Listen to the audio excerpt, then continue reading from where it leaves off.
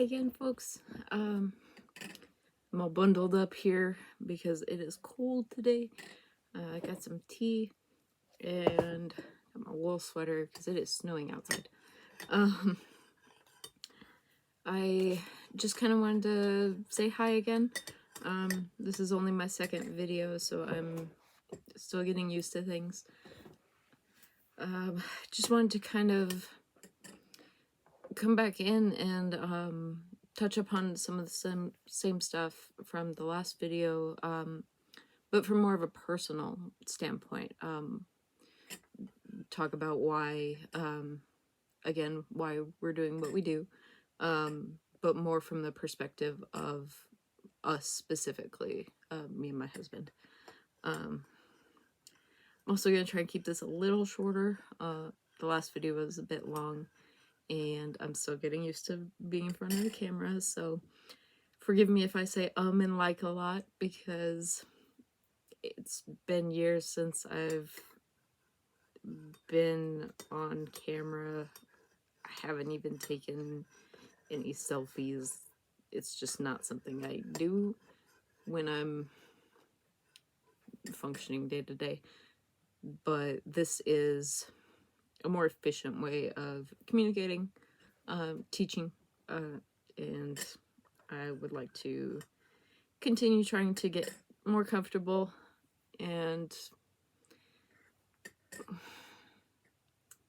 for myself, where I'm still overcoming some things personally and trying to get comfortable with me and how I interact with the world and connect.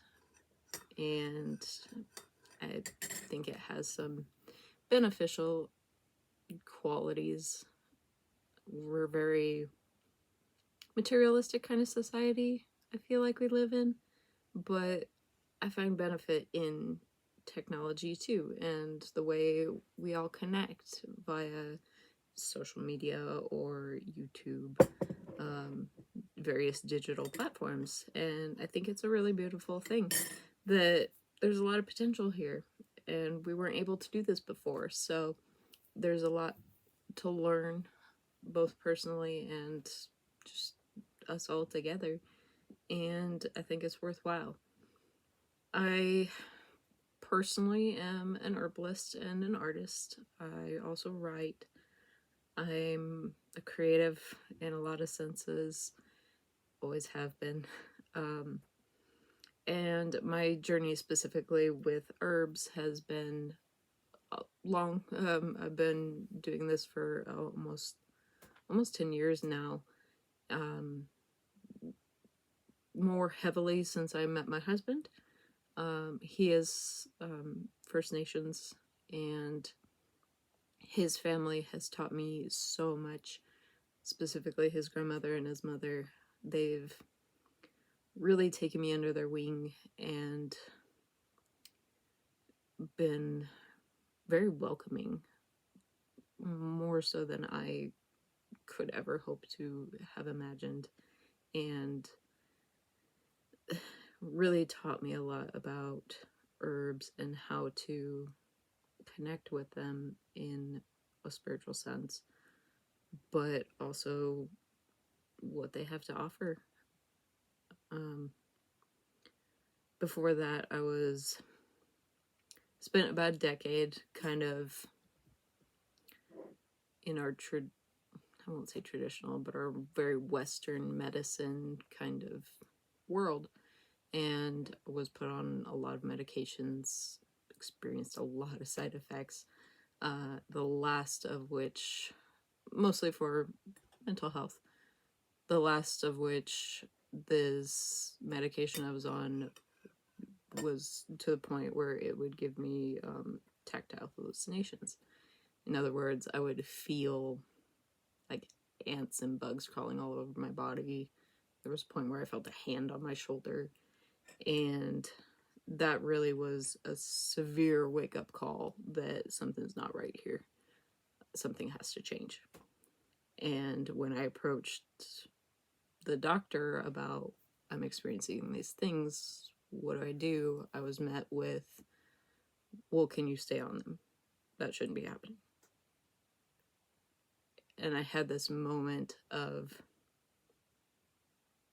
you're telling me to continue doing something that is severely detrimental to my well-being right now, because you want to know what's going to happen. And I felt a lot of resistance to that, a lot of anger, and that was what kind of led me to go off of all the medications I was on. I won't say that's the best path for everybody.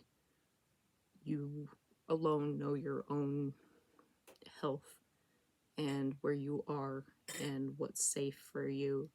But for me, I had to go back to ground zero on what even is health at this point. What am I experiencing? What do I need to change?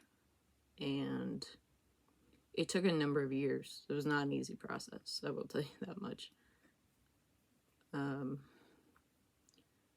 But for me, resetting my system and then working up from there on my nutrition, my physical and health, the coping skills, and my mental health.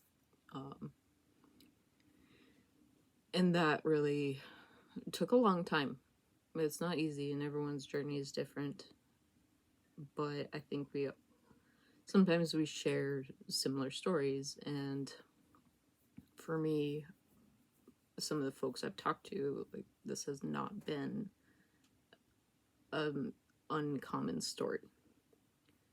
So when I met my husband, his family, he and his family kind of expanded upon what I was already starting to do, and it really took off from there in a lot of ways.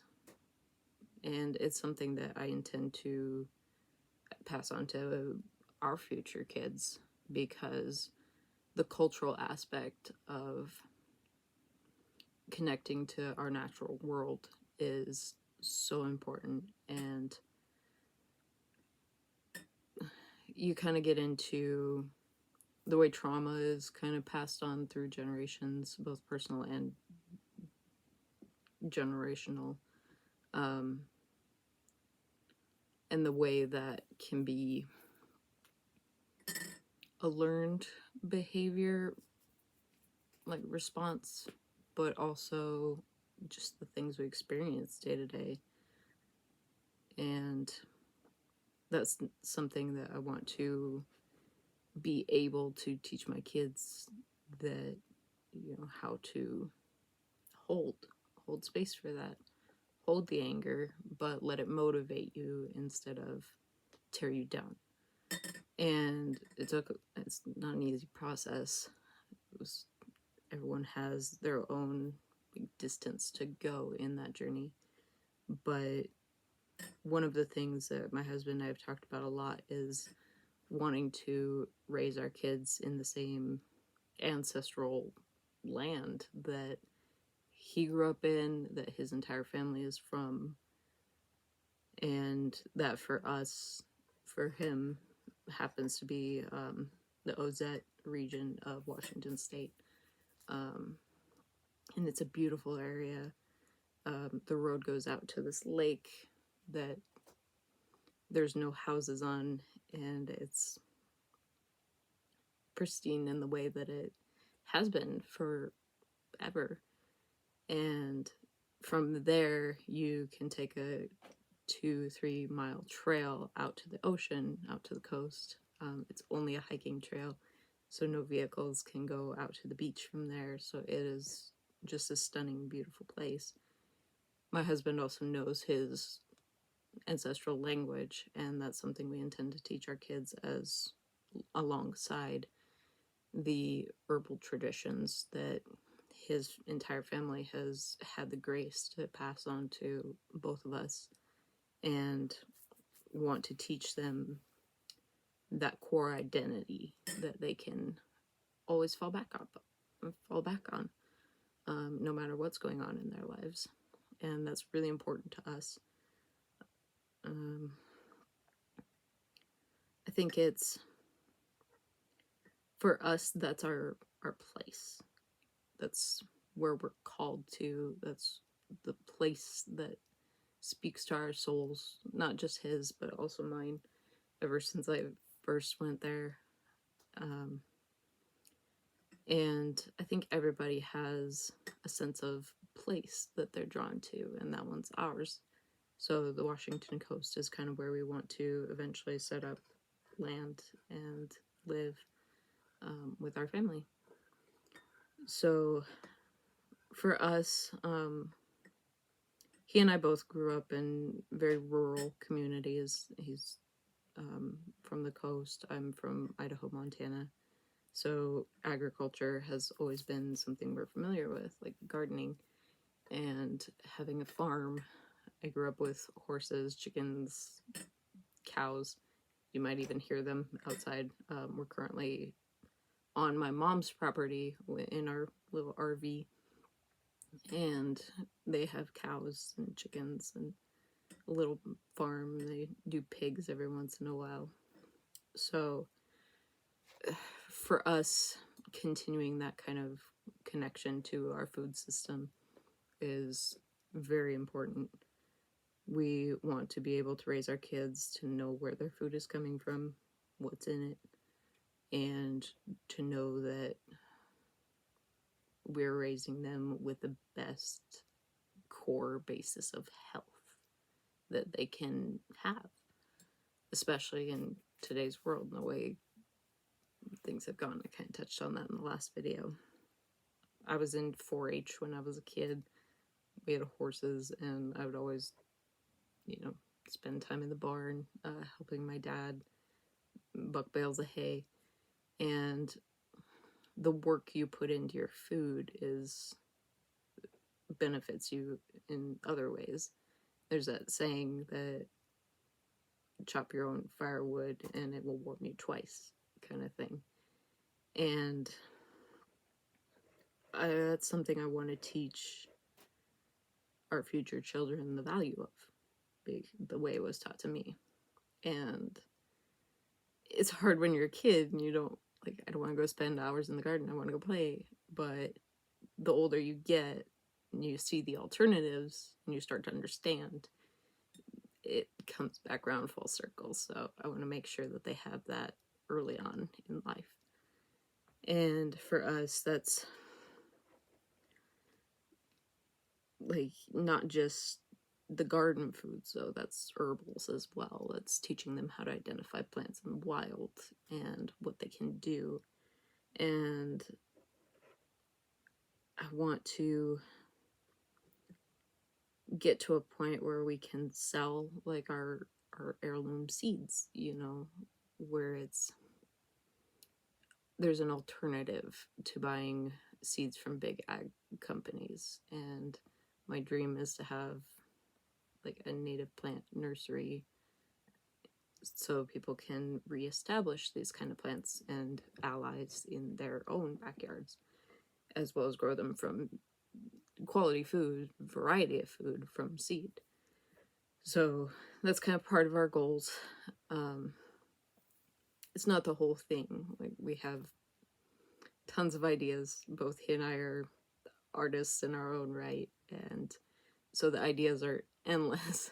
But we would definitely like to offer heirloom seeds as a product that's available for folks. Affordability is another one of my priorities when it comes to all the herbals, seeds, everything. I try to keep things really reasonable, and that's not unintentional, because I believe that the people who need it most are sometimes the people who are least likely to be able to monetarily afford it. And I don't want that to be an obstacle, ever. So it might, in some ways, make things harder for us, from a business standpoint, to make a living that way. But I think the value of what we're trying to share with the world will speak for itself in so many ways. And if that's ever an obstacle for you, please reach out, let me know, share with me how I can make that more accessible. I would love to. And I want people to have that kind of ability in their own right to take control of their life and their health, because we all deserve to. It's really important to me and my husband and everything that we do. For us, pollinators, like kind of like I touched upon in the previous video, are also important to our life, because for gardeners, for herbalists, we have to care about the life that also sustains off of those kind of plants. And so there's a species of butterfly in the region that we would like to end up. It's called the macaw copper butterfly. It's an endemic species, which means it only exists in this one area. And there's prairies in the middle of the forest out in this region of Washington that were maintained by the tribes. They would burn parts of the forest intentionally to create grasslands that the wildlife could persist off of. And that's where they would hunt deer and elk and what have you. But through generations of that, these clearings became their own kind of ecosystem, and species developed because of their availability. And this type of butterfly is really important to species of bog cranberry that exist out there, and an herb called swamp gentian. And unfortunately, since that area became national forest, those burnings haven't been allowed anymore, and the forest is growing over them, which is taking away the ecosystems that these butterflies need. And because the plant life is disappearing, and so therefore the species itself is in severe decline. And we would like, our big dream is to have greenhouses in which we can start raising these types of butterflies and the types of herbs that they live off of, the host plants and the nectar plants, and plant those back out into the wild and release the butterflies into these ecosystems that they're from. The biggest dream would be to be able to work with his tribe and the National Forest System on maybe not burning, but managing, or at least like taking out some of the trees that have encroached on these prairies and returning the ecosystem to the way it was so that these butterflies have a better chance. I would love to do that. That's like the big dream. And to have that kind of native pollinator refuge that we would like to open.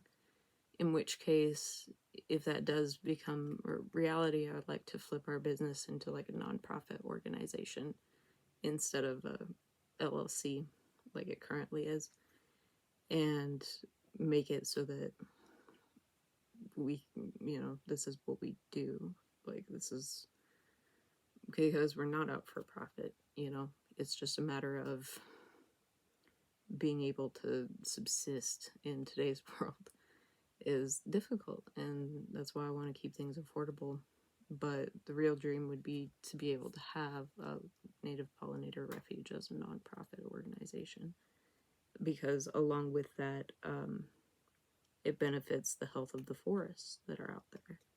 And I talked before about the interconnectedness of pollinators, plants, fungi, trees, like old growth. And we care about all those things because we see their value, and for him it's a cultural thing, and for any of our kids that we have. It'll be a cultural thing for them as well. And it's important to us that they have a hand in kind of reclaiming that in a way, where in our home their language will never be taken from them, just as their forest never will be either.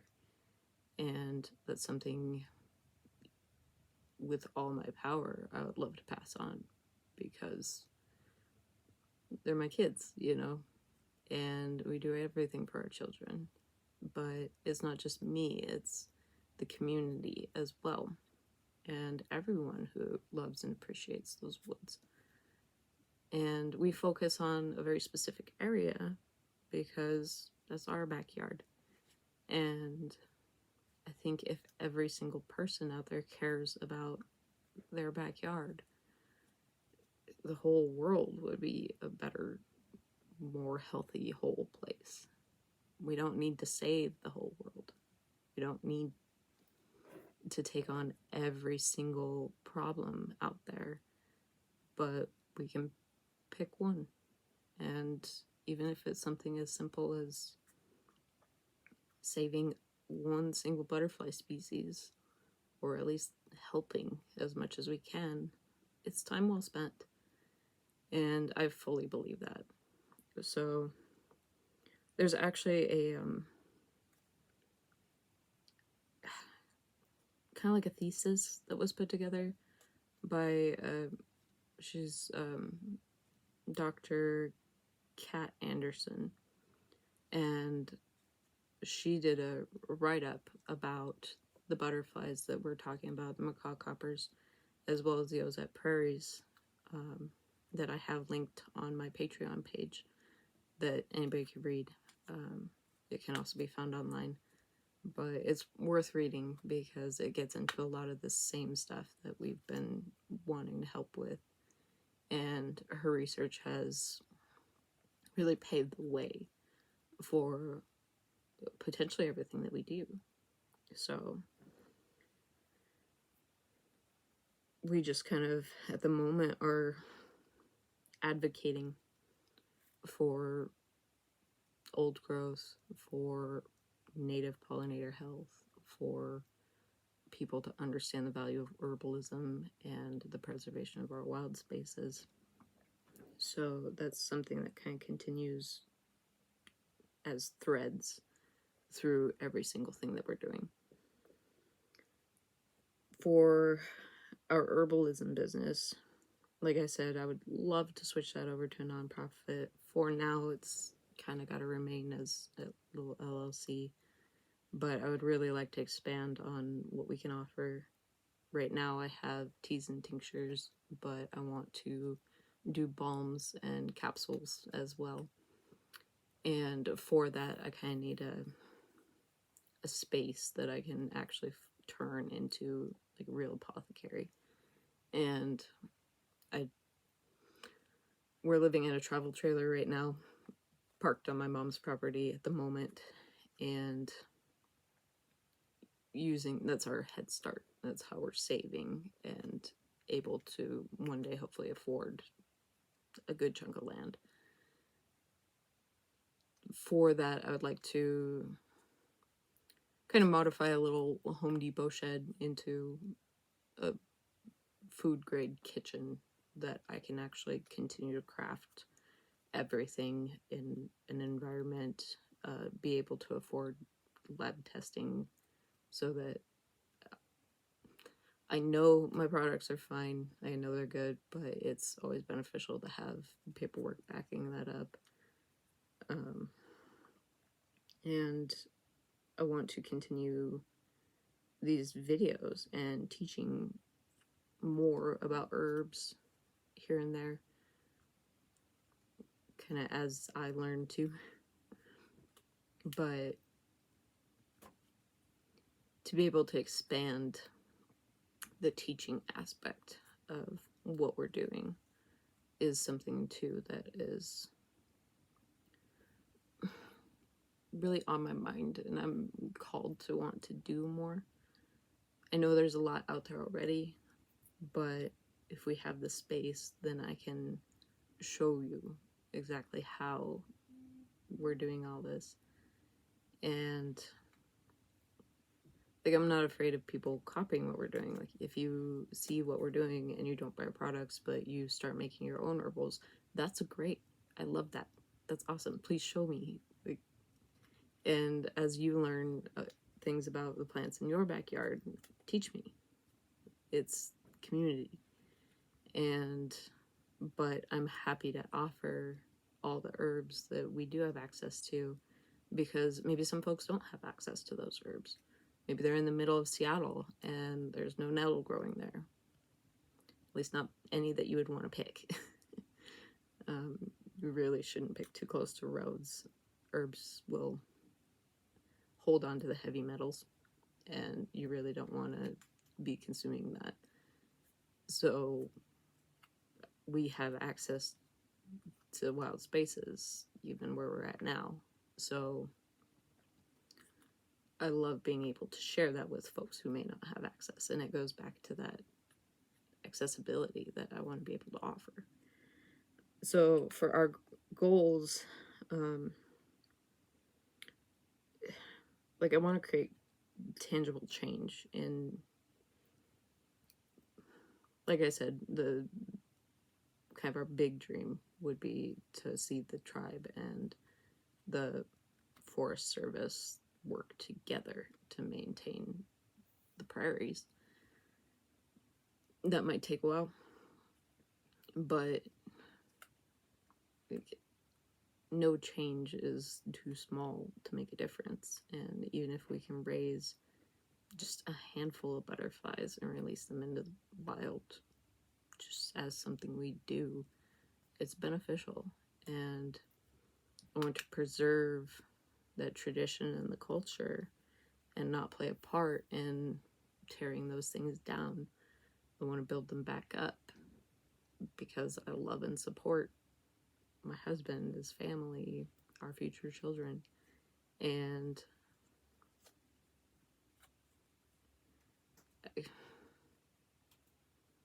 I don't think I tear that down now, but I would like to make sure my kids have every resource and every access to their ancestral culture and knowledge that they can possibly have. And it's partially my place to be able to give that to them. So that's why we've chosen our place, our sense of place of being so carefully, and why our goals are so set on being there and getting there, because we're not there yet, but we will be. And because I want them connected, and connection. I talked about that a lot in my last video, because everything circles back around. Everything is rooted in connection. And that's why I want to teach people too, to help them become more connected with their own sense of place.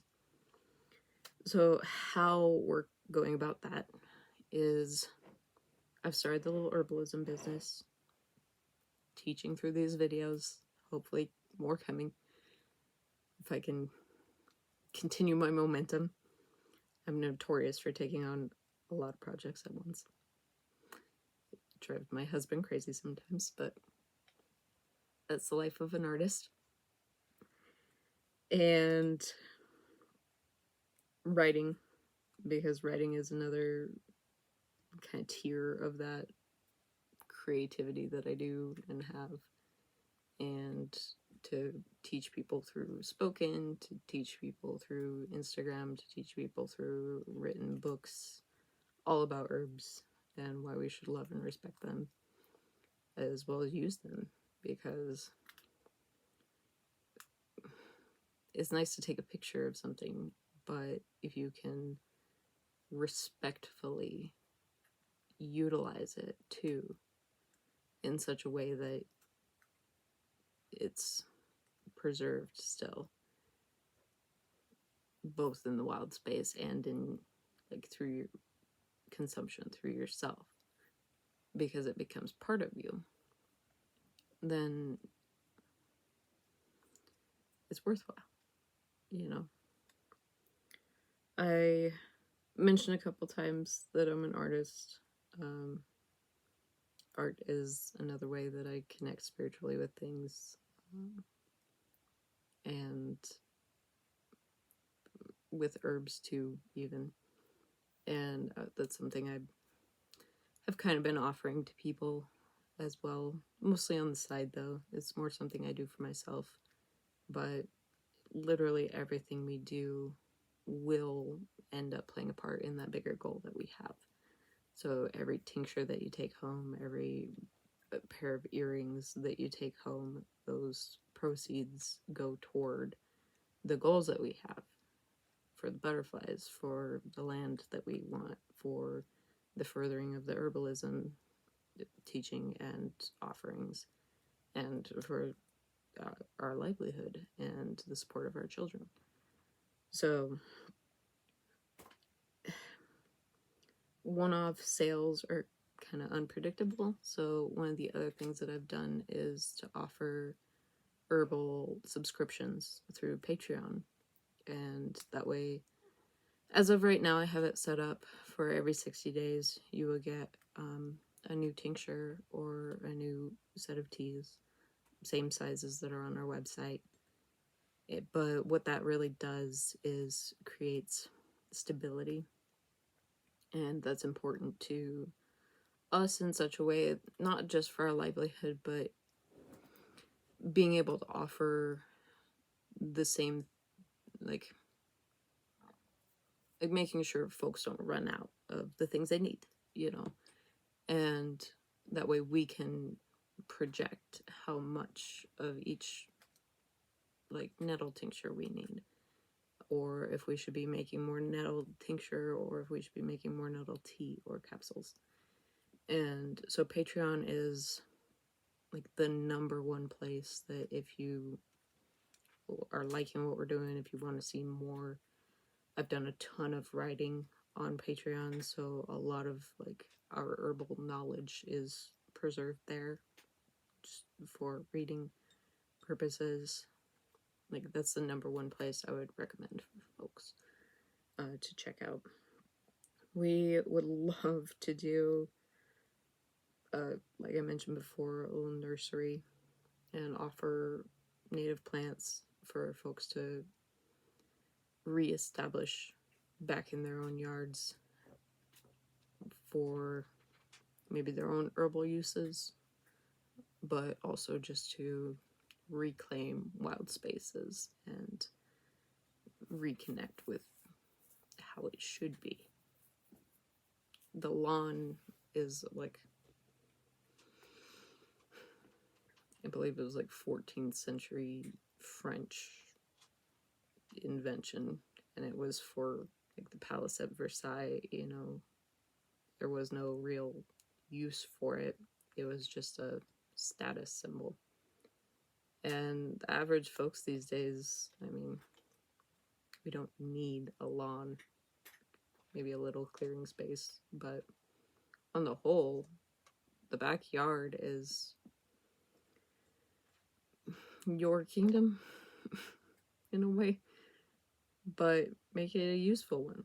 Like, there's no reason not to. And I'd like to offer some of our stuff. You'll probably eventually see us doing farmers markets with our herbs. A lot of that's promotional so that we can reach more folks. I would also love to have this idea to get a box truck and flip it into like a mobile farmers market, you know, sell our like extra veggies and seeds and all our herbal products, just almost like a taco truck setup, but all for organics, like Whole Foods. I don't know if that'll ever happen or not. It's just an idea, but I kind of like it. And I have this idea right now too to make little native pollinator houses and sell those for folks so that they can put them in their gardens and they can attract and raise native pollinators too alongside with their veggies and everything. So, got a lot of ideas. There's gonna be a mix. I can't say what we're gonna be doing first. It's just kind of as opportunities arise, and we're just winging it. Really, we're just people trying to afford a place to live with the best health possible, and eventually have a family. There's not much more I can say than that, and I think doing it in a way that can help other people too alongside is my dream. So I'm happy to have you here for the ride, because it's going to be a wild one. um, I can't even say what to expect next, because I've got at least 5 irons in the fire right now, if not more, probably more. I also am a person that works full-time. I work 45 hours a week just at a regular job. So everything I'm doing right now is on the side. If there's times where I show up here and I got no makeup on and I look like I just got run over by a truck, it's probably because I feel like I just got run over by a truck and I'm tired. But I want to continue to persist through the difficult times and keep showing up as a human and allow myself the capacity to do that, because one, I think we don't see it enough on social media or YouTube, and two, I just need to allow myself to be that way, because like I said, I'm not comfortable in front of a camera. It's a process. It's gonna be a process. This is my second video and I'm still not there yet. But I think we all have room for growth, and we have to allow ourselves to be like human in every capacity and acknowledge that other people are. We all have great days. We all have really shitty days. And there's no reason to judge each other over that. So if I say like way too much, or if I say too much, or if I swear occasionally, because that'll probably happen, it's just because I'm human. It's just part of who I am and where I'm at the moment.